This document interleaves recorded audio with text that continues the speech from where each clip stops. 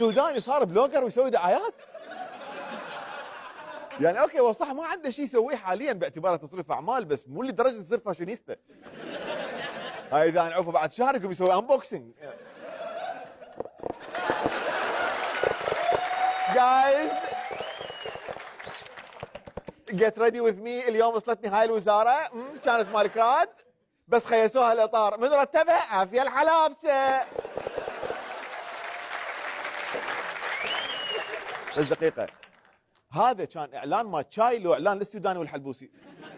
أعرب رئيس مجلس الوزراء محمد الشيع السوداني عن رفضه لمحتوى الفيديو الافتراضي الذي ظهر فيه مع شاعر العرب الأكبر الراحل محمد مهدي الجواهري بشكل يتنافى مع ما يحمله من احترام وتقدير لقيمة الجواهر الأدبية والوطنية.